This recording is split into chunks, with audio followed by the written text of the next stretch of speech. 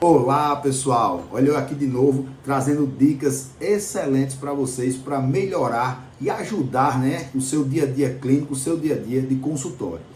Uma pergunta que sempre me fazem, principalmente aqueles pacientes cardiopatas, é o seguinte: doutor, eu tenho um problema no coração e eu não posso usar aí um anestésico com vasoconstrictor. O meu médico ele já recomendou, inclusive já disse aí que se eu for fazer algum procedimento odontológico, o anestésico tem que ser sem vaso. Pessoal, deixa eu dar agora uma dica excelente para vocês. Sempre, presta atenção nisso. Sempre que possível, você vai utilizar anestésico com vasoconstrictor, sim. Então, sempre que possível, utilize anestésico com vasoconstrictor. Pacientes asa 1, pacientes asa 2 e até mesmo também pacientes asa 3, você pode utilizar anestésico com vasoconstrictor. Paciente é cardiopata, então se o paciente é cardiopata, se ele for compensado, pode usar anestésico sem vasoconstrictor. Muitas vezes o que você vai fazer, obviamente, é ajustar a sua dose anestésica para o seu procedimento e, obviamente, para o paciente. Se for o caso, que tal até pensar na fragmentação do procedimento para esse paciente. Mas não deixe de utilizar anestésico com vasoconstrictor. Preste atenção nessa tabela aí que eu estou mostrando para vocês.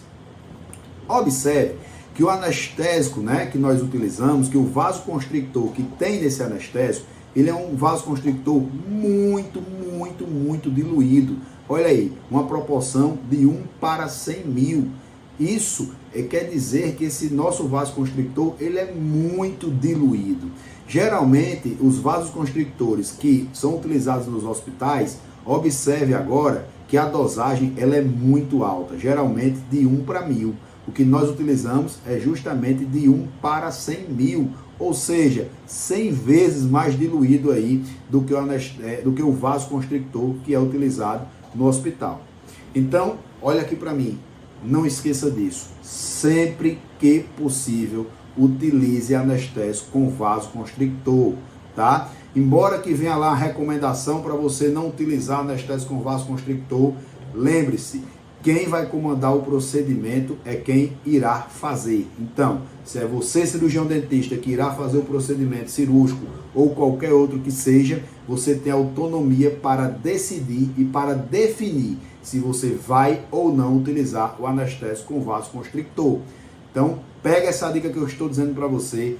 Sempre que possível, utilize anestésico com vasoconstrictor. Nós temos um anestésico bom, nós temos um vasoconstrictor que é bastante diluído, mas que faz a sua efetivação para a hemostasia do procedimento, então não há justificativa. E se você está diante de um procedimento que ele vai ser grande, que ele vai ser extenso, que tal fragmentar esse procedimento em outras partes e não fazer esse procedimento por inteiro? Assim você também irá assistir à resposta cicatricial desse paciente. Então você pode fazer uma parte do procedimento hoje, suturar, esperar aí 7 dias, quando for remover a sutura, você observou, esse paciente cicatrizou legal, está tudo bem, você continua o procedimento e sempre utilizando anestésico com vasoconstrictor. Então, não deixe de realizar o seu procedimento com anestésico com vasoconstrictor, ok? Então, pacientes asa 1, paciente rígido, então você pode fazer sem nenhum problema. Pacientes asa 2 é um paciente compensado.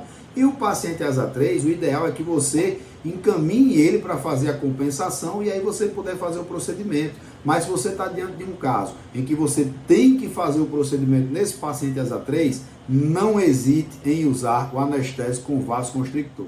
Gostou dessa dica? Achou que ela vai te ajudar? Então, deixa o seu like, ative o sininho, que com certeza eu vou retornar com dicas extremamente interessantes e importantes para você utilizar no seu dia a dia clínico, no seu dia a dia de consultório. Um grande abraço e até a próxima.